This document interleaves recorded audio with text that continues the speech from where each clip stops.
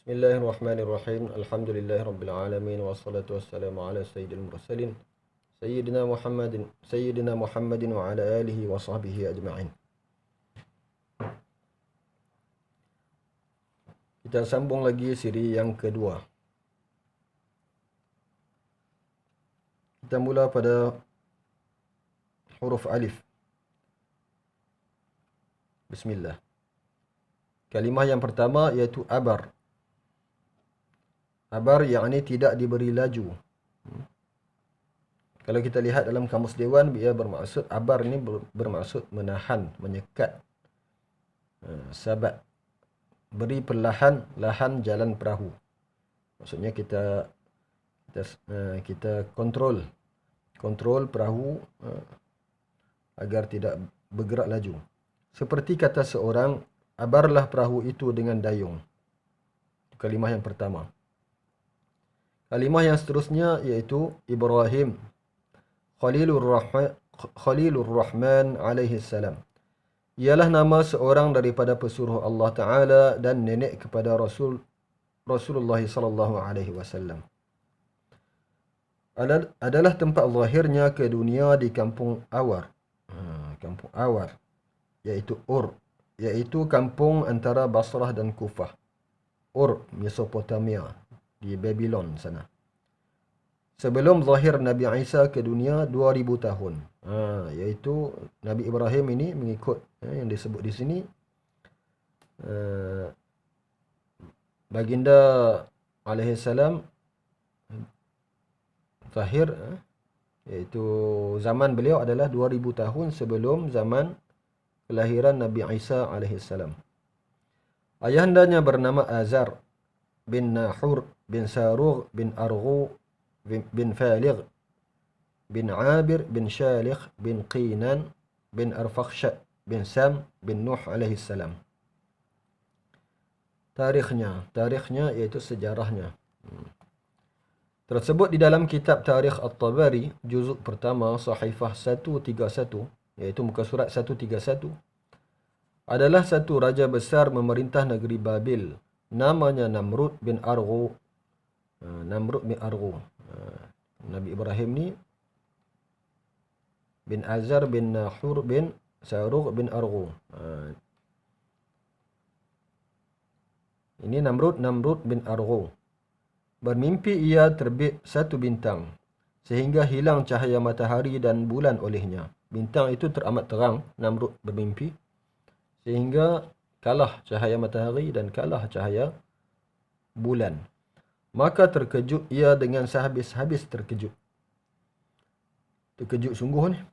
Sehabis-habis terkejut. Kerana itu dipanggilnya ahli-ahli nujumnya. Dan bertanya ia kepada mereka itu akan padahnya. Apa pasal ni mimpi aku ni? Apa padahnya?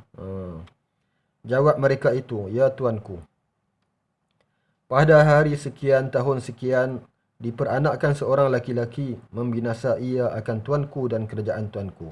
Ini kata ahli nujum, Namrud.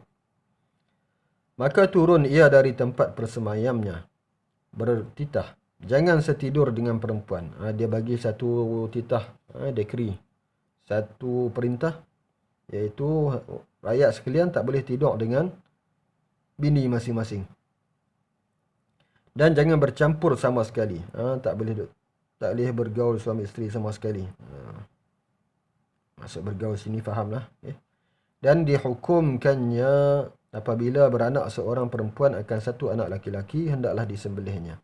Kalau juga ada berlaku siapa-siapa bersalin melahirkan anak lelaki, anak itu akan dibunuh.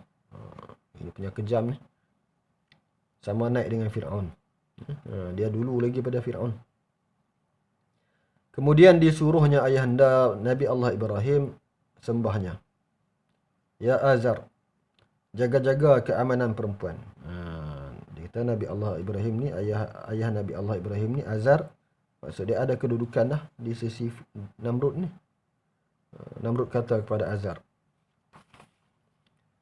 Azar, ya Azar, jaga-jaga keamanan perempuan. Tolong tengok-tengok perempuan. Kaum wanita ni, negeri kita ni. Jangan sekali-kali engkau hampir isteri engkau. Hang sendiri pun jangan duduk Tidur sekali dengan bini hang, dia kata. Maka di dalam ia menjaga-jaga keamanan di sana, terpandang ia akan isterinya. Dalam duk jaga-jaga tu, ada satu hari tu, terpandang ia akan isterinya. Maka tidaklah ia tertahan akan dirinya, melainkan hendak setidur dengannya. Maka dikeluarkannya isterinya, dibawanya satu kampung yang bernama Awar. Dan dudukkannya di dalam satu lubang bumi dengan makan minumnya. Lubang bumi yakni gua. Lama kelamaannya berkatalah ahli-ahli nujumnya. Bila dah lama dah, ahli nujum pun berkata, kembalilah tuanku masuk negeri bersama-sama perempuan. Dia kata, dah lama dah ni, boleh dah setidur bersama dengan isteri masing-masing. Maka kembalilah ia. Di dalam itu zahirlah Nabi Allah Ibrahim ke dunia dari perut ibunya. Dalam jangka masa itu, maka Nabi Ibrahim AS pun lahir ke dunia. Dan raja telah lupa akan takbir mimpinya. Lama dah, raja pun, Namrud pun dah lupa dah pasal mimpi dia tu. Apakala zahir Nabi Ibrahim ke dunia, naiklah subur badannya seolah-olah satu hari seperti sejumaat. Dan satu jumaat seperti sebulan. Dan satu bulan seperti setahun. Tiada dilihat oleh makhluk lain daripada dua ibu bapanya. Nabi Ibrahim ni bila lahir, tumbesaran dia sangat pantas. Tidak seperti budak-budak biasa. Budak-budak biasa mungkin satu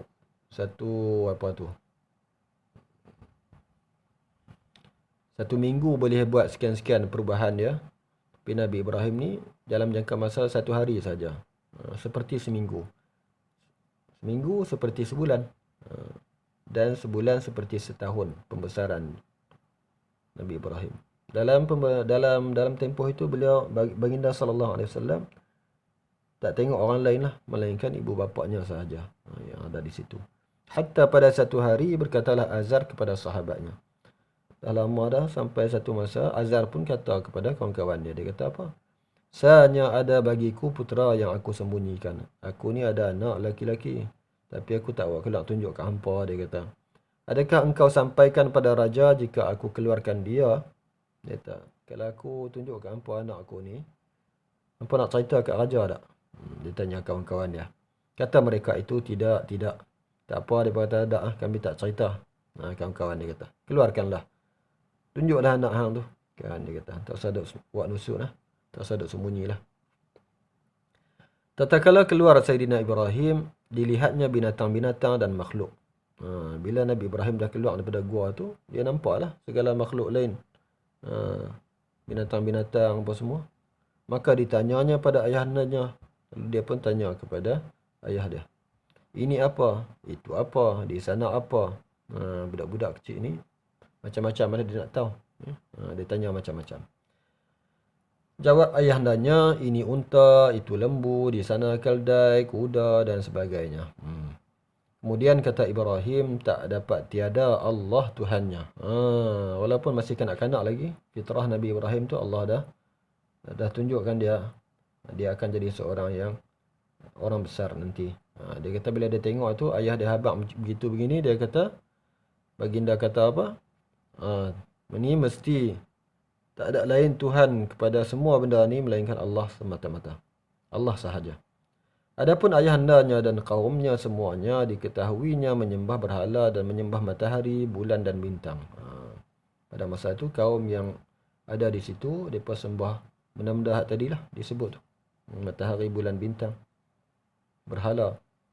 Maka berkehendak ia menerangkan dan menunjukkan ayahandanya dan kaumnya telah sesat dan salah. Dan menunjuk tanda bukan Tuhan yang disembah mereka itu. Tersebut kisahnya di dalam Al-Quran yang mulia. Firman Allah Ta'ala. A'udzu billahi minasyaitonir rajim. Ini dalam surah Al-An'am ni. Falamma janna 'alaihi al-lailu ra'a kawkaba. Tatkala kelam malam atas Ibrahim, melihat ia akan satu bintang, Mushtari namanya. Dalam ayat itu tidak disebut Mushtari, tapi dalam tafsir ini tafsirnya disebut bintang yang dilihat oleh Nabi Ibrahim itu bintang Mushtari, Jupiter. Qala hadha rabbi.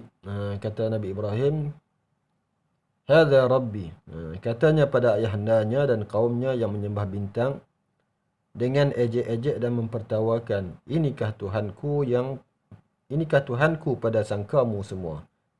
Nabi Ibrahim sebut hadha rabbi, inilah Tuhanku, bukan menunjukkan keyakinan baginda tentang hal yang disebut itu, tapi sebagai satu bentuk sindiran sahaja. Satu bentuk cara dalam kita berdebat, berhujah. Falamma afala qala la uhibbul afilin. Maka tatkala lenyap bintang itu, bila bintang tu dah tak nampak dah, berkatalah ia, tidak aku suka bertuhankan yang gaib, kerana nyata tanda baharunya. Bila bintang tu dah lenyap dah, tak nampak dah, hilang dah. Kata Nabi Ibrahim, Tuhan apa ni? Macam itulah, Tuhan apa ni hilang ni. Kan? Saat ada, saat tak ada. Dia kata apa? Tidak aku suka bertuhankan yang gaib. Falamma, yang gaib di sini maksudnya yang hilang, lenyap. Falamma ra'al qamara bazigha, maka tatkala melihat ia akan bulan mula terbit, qala hadha rabbi, katanya kepada kaumnya yang menyembah bulan, inikah Tuhanku pada sangkamu semua.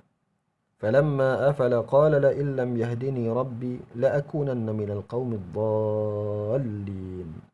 Maka tatkala lenyap itu bulan, lenyap bulan tersebut, bulan dah hilang, berkatalah ia, jika tidak petunjuk Tuhan bagiku, nescaya jadilah aku daripada kaum yang sesat. Kalaulah bukan kerana petunjuk hidayah Allah Subhanahu Wa Taala, aku pun sesat sama naik dengan hampa agak, dia kata.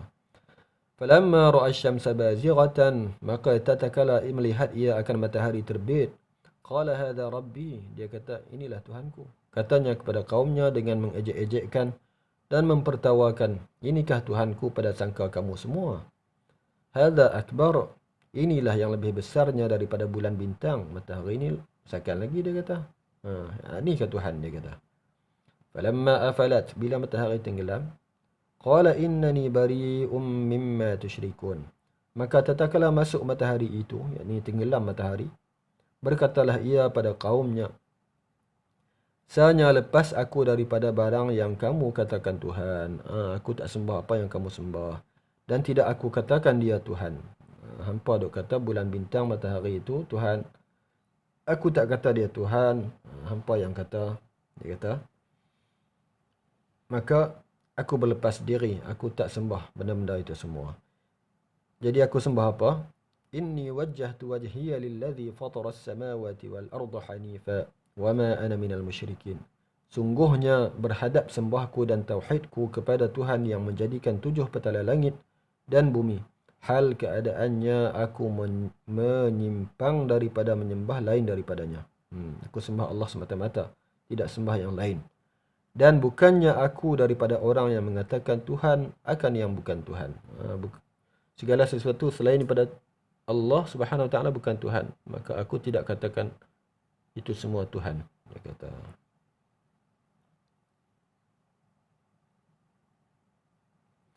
Maka tatkala diterangkan oleh Nabi Allah Ibrahim akan keaiban Tuhan mereka itu, dan dinyatakannya dirinya mengesahkan Allah Subhanahu Wa Taala, maka dibantahi dan dilawani oleh mereka itu. Firman Allah Subhanahu Wa Taala,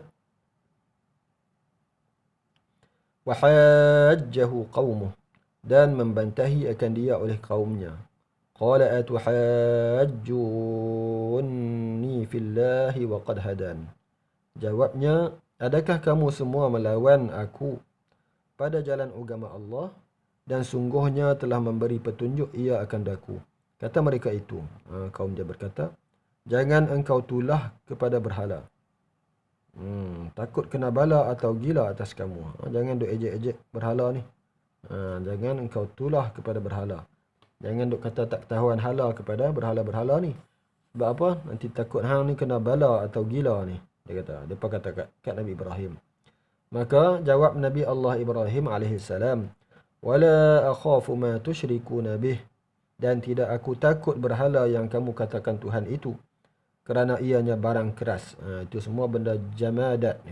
Barang keras maksudnya bukan harga mahal barang keras. Kalau kita kata lah ni, zaman kita lah ni, oh ni barang keras ni, keras harga mahal. Ni maksudnya barang keras maksudnya jamadat, benda jamadat, iaitu benda yang tidak bernyawa. Tiada mudaratkan dan tiada manfaatkan. Illa ayyasha rabbi syai'a wasi'a rabbi kulla syai'in ilma afala tatadhakkarun. Melainkan menghendaki Tuhanku sesuatu. Kalau Allah kehendaki sesuatu berlaku, baru akan berlaku. Meliputi Tuhanku akan tiap-tiap sesuatu itu ilmunya. Allah tahu segala perkara, segala benda.